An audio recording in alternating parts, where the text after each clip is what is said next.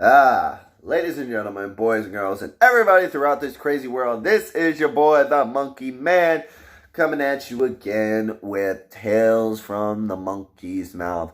I do apologize for everyone that I did not upload last Thursday. My company, my restaurant was participating in a place called the Players Championship, which was that golf tournament that happens in Jacksonville, Florida. Problem was, as of today, the TPC has banned people from coming into the TPC because of the coronavirus outbreak. And I was scheduled 12 days straight, and I still had 3 doubles, and this kind of saved my ass. So I'm not really mad whatsoever. This gives me a chance to breathe and actually upload the next part of my story, which I'm going to do the entirety of the rest of my elementary school experience, because one, that information is very scattered still in my head because I was youth. I doubt I remember a good majority of the rest. And two, it would be easier to just conglomerate them all together for the main sequences of what happened all the way through and just end it all with that, so I can start up going into middle school. So, without further said, let us get into it. So, I stayed at that last school, Arlington Country Day, up until, I would like to say, first grade. Yes, first grade.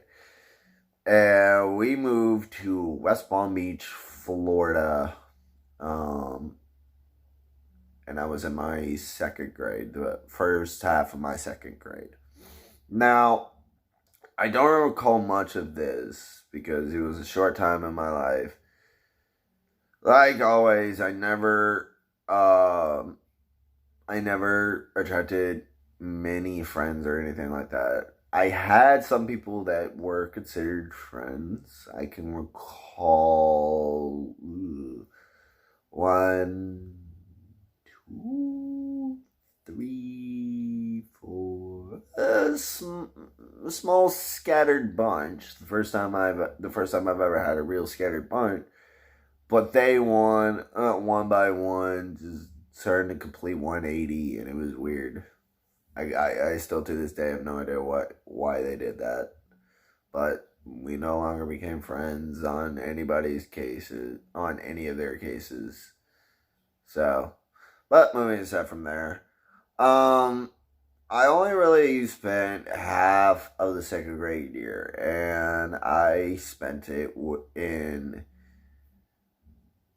this elementary school. I was debating whether or not to say the name, but screw it. It was called Manatee Elementary School. And I remember the teacher's name, this old lady with dyed black hair, real wrinkly, old stiff. Her name was Miss Dagley. And she was a bitch. I don't remember. Again, this is youth. I can't remember specifically, but I can definitely say she did not like me. I did not like her. This part of my youth is not that important because it was a short time, but I want to put that part of my life onto my file so I can make sure that if anything else, it's on there for the world to know. Now, and story from there. This place, West Palm Beach, if nobody has ever been to it, is pretty much comprised of what could best be described as old people. Old white people. There's no easy way of saying that. It is filled with old white people. It's got, from my vague remembrance, it had very nice stores, like more top line products, like old people would be buying some of that stuff like that. It had nice restaurants and stuff like that. People didn't didn't talk with left right directions. No, they went north, south, east, and west. So like instead of going, oh, go up to the light, then turn left, go a couple blocks down whatever road, and blah blah blah. They're like, oh, go north for so many kilometers and stuff like that. That was the story there. And I heard this from my folks when we went to the mall one time. My parents noticed that everybody was looking at us. And for the longest time, we couldn't figure out why. And then it hit us after a while. You look at the hair color of every single person in that mall. Let's see here. White, black, blonde, white. Which one stuck out? Like, let's be honest here. So, it was probably a very interesting time for my family when it was there.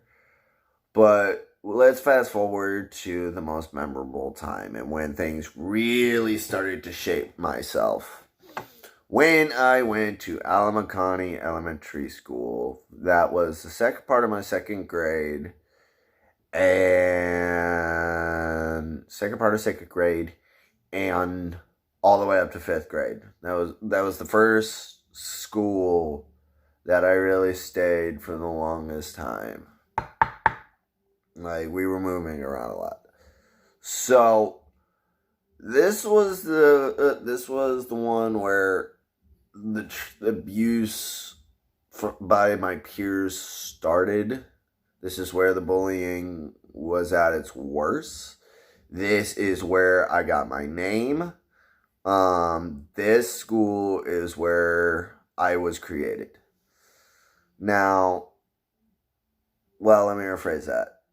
One part of me was created. The other part of me was created back in Arlington Country Day. But talking about that other side will be on another video that I have planned later. Certain people will watch this. There is a certain person who will watch this that will probably catch that hint. But that's for later. But anyways, Arlington Country Day. Now, this place at the time, well, first off, now it looks completely different, and I've heard so many horrible things. It looks like a freaking prison now, honestly. But back then, I will say, first off, I almost got expelled many times. I sought attention from a lot of people, just like I did in Arlington.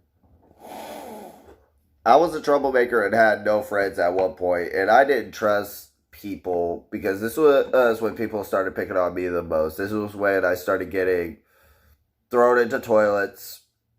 The second floor of the school had lockers. I've been shoved into them a couple times, thrown in trash cans, beaten up on multiple occasions, and all kinds of craziness.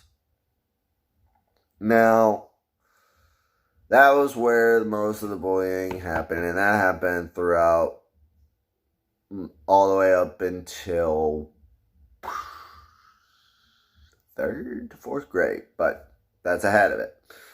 Now, I will say one thing about Alamacani Elementary School, which is where I was.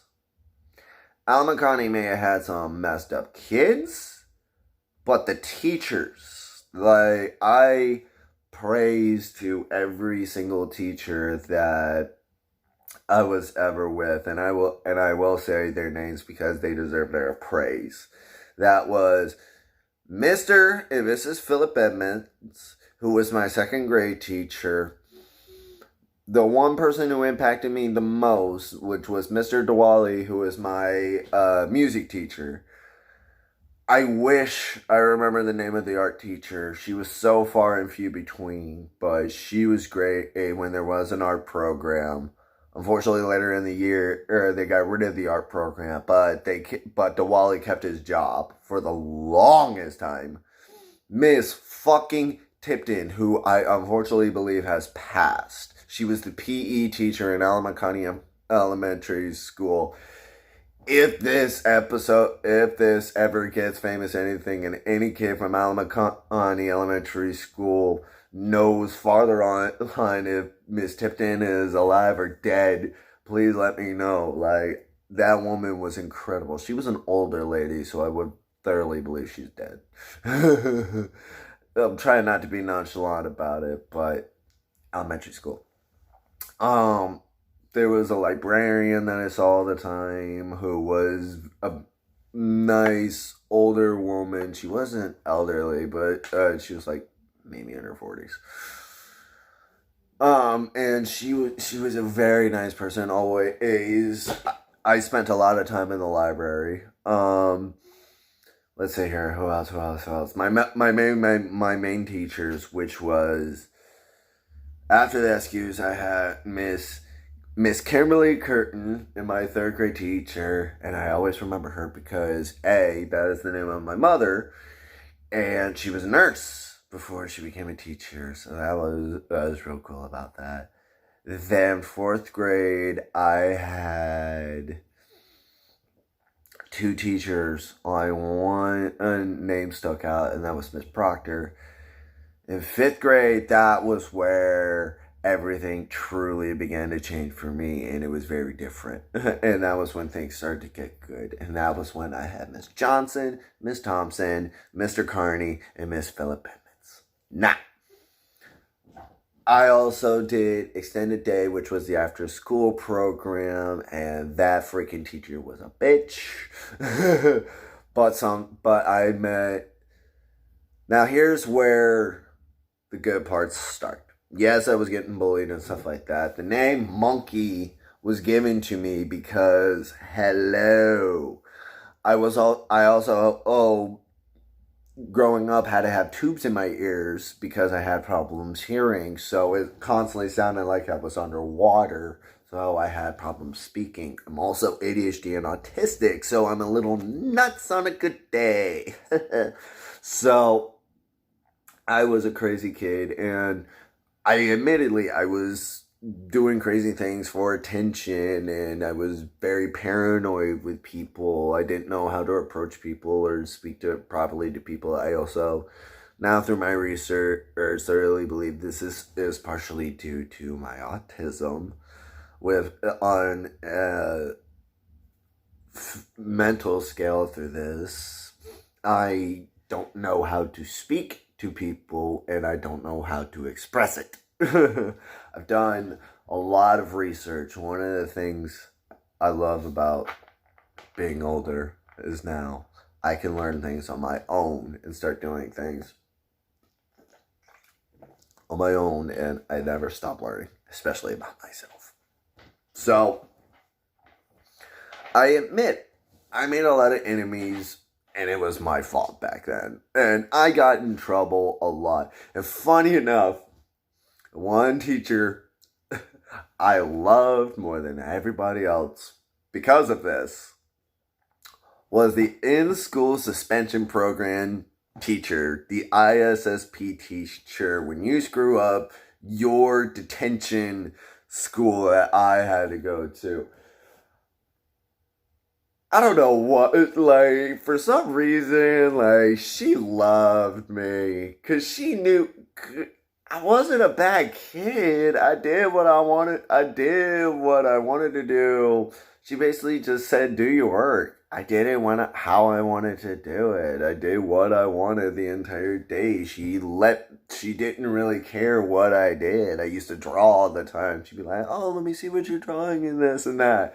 She encouraged me to be me, and I loved it like that. I think that was another reason. Thinking about that now, I think I acted out there more because I wanted to be in her class because she was awesome and she let me do what I want. So never thought about that till now. That's interesting. So coming across Coming to third grade, I've been in my neighborhood that entire time, and through there I met this Russian kid, just walking by one day. That hilariously I remember. His mother and him were walking by just randomly. We were in, my mother likes to call them bomb shelter houses, brand new complexes that just looks like, you know, those post-apocalyptic videos, those real nuclear fallout houses, just like perfectly placed with like one tree and there was like woods in the back, but there was no shade and everything like that. It was kind of creepy. It kind of was. I'm not even gonna lie, but I met this Russian kid. His name was Yuri, and again, I am going to say his name because I remember my friend from Arlington. We actually reconnected in a way through social media. One day we will meet in person. But this kid, I am still looking for. So, I am looking for a kid. His name was Yuri Lebedev. And he lived in Ibis Point in Jacksonville, Florida. And he went to Alamocone. He was a Russian kid who lived with his mother and his father, and his grandma and his Russian grandmother came over every once in a while. And I remember talking to her in Spanish, thinking, "Hey, she fucking didn't get anything." And I remember all I said was like "gracias," like "thank you" or something like that. And she just said it back like it was nothing. Hey, she probably think, "Hey, this kid's fucking stupid," but I don't know how it was, but. Yuri, he was a real cool kid, and he and I was a huge Power Ranger fan, all the way up till I was 13, sad enough, and I had the Megazords and the toys and stuff like that. He had a bunch of toys that were real cool, so we played with his toys and stuff like that, and it was real funny. I try to have him come over to my place. I like going to his place more because he had the cooler toys. But we were always persistent about but I never mind him coming over to play with my toys. But my mother at the time smoked cigarettes, and they didn't like it that much. So they're like, "Would you mind if Dylan just came over more?" And mom was just like, "That's fine. Get the kids out of the fucking house." Oh, they practically just kicked me out and just said, "Why don't you go over to Yuri's house?" That's fine.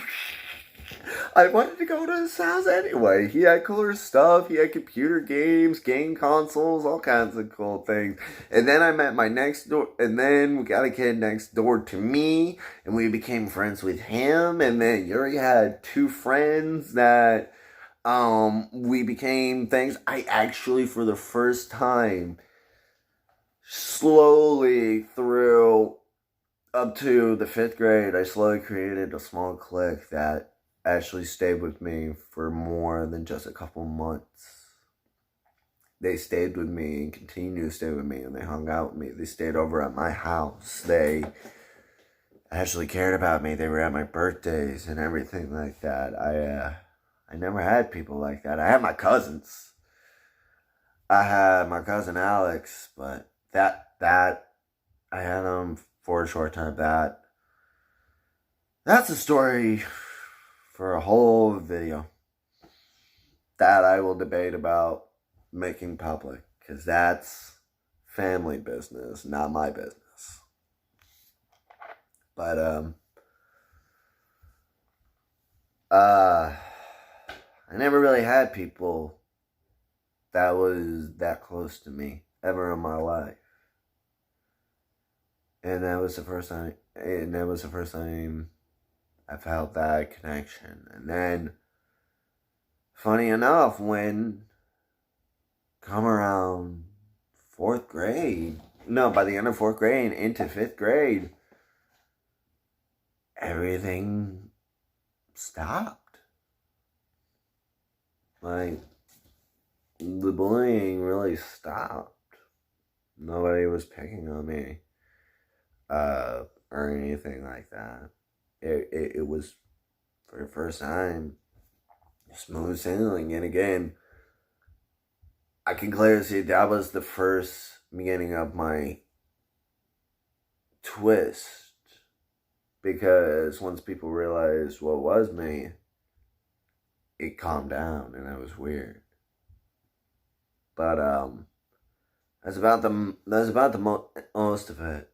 Because after 5th grade, I went to a private school. But that's for the next time. That's for next week's one, which I'm going to be doing middle school.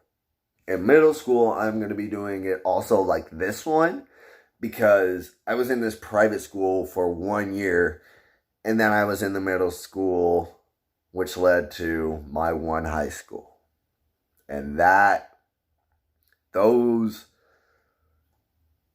oh boy, that's just hitting me. I'm about to start talking about those. Oh boy. Ladies and gentlemen, boys and girls, and everybody throughout this crazy world, I have a confession on that one. That is the first turning point. By now, you are starting to see some bits of it. And I thoroughly don't believe I have fully covered it. But no. If I bring up some small things now, it just sounds stupid. So I won't. But you get a gist of it. Of how I haven't been much with people much. And I haven't had much trust up until that part. Until the end of 5th grade. Now we're going to hit that small private school, which was a glimpse. And then we start the bombshell. That's going to be an interesting one. I don't know how I'm going to react to that. It's going to be interesting. I'm nervous, but I feel I need to talk about it. I feel like I need to say it. And I need to just keep talking till I can't anymore. So, with that said, I am the Monkey Man.